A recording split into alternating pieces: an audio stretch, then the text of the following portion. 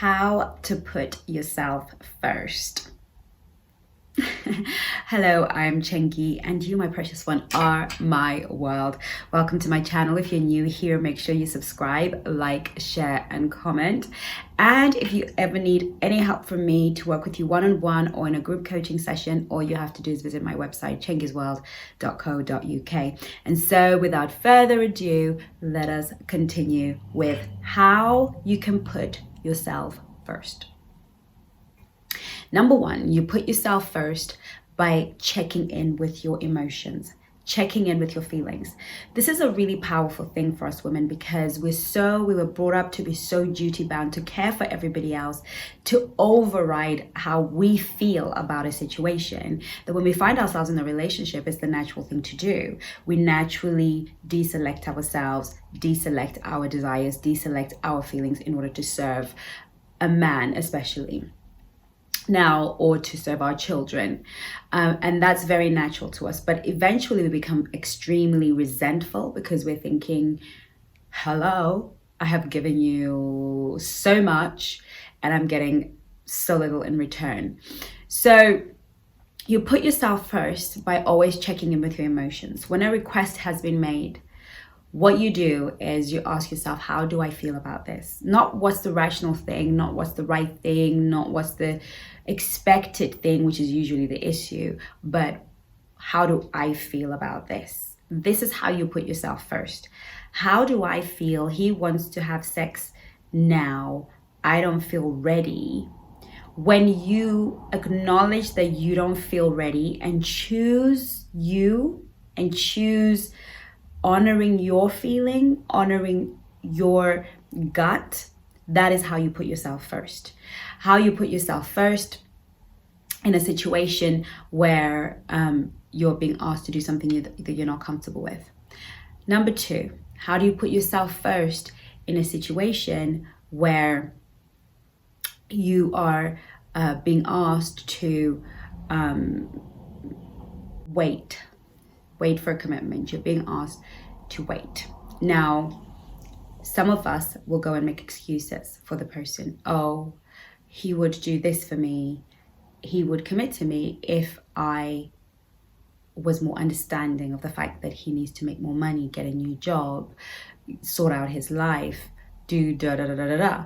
When you start to make excuses, you've stopped putting yourself first. You put yourself first when you think, how about my life? How about my circumstances?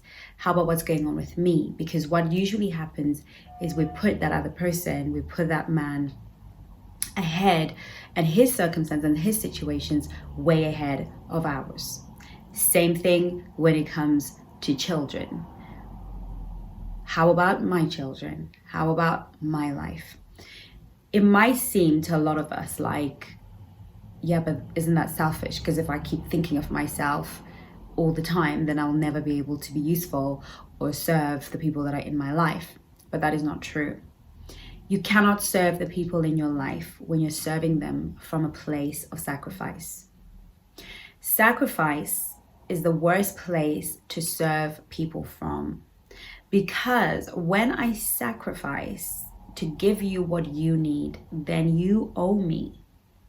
And it may not be articulated, but in your mind, you have made a deal with them that they have not signed on the dotted line. And when you come to collect, you will be disappointed because they may very well say no. In most cases, will not be prepared to give back because they don't always understand the sacrifice. They don't know that you had to put your kids in childcare for you to meet him for a date on that day because that's what worked for him.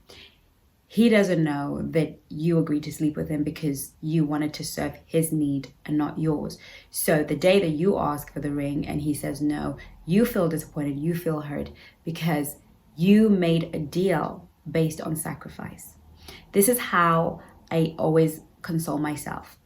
There was one sacrifice that was made on Calvary 2,000 years ago. Now, if that sacrifice is not enough, mine will not be. Now, I do believe in sacrificial giving, but I believe sacrificial giving to God, because whenever God asks for sacrifice, you can 100% guarantee that he's going to give you pressed down, shaken together, running over.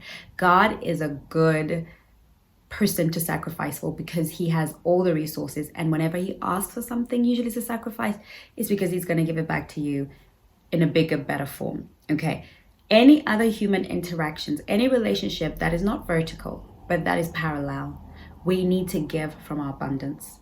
We need to give from our overflow, the overflow of loving myself. So of course I will babysit for you tomorrow because I want to. I have the kids. It's a pleasure. It's a joy.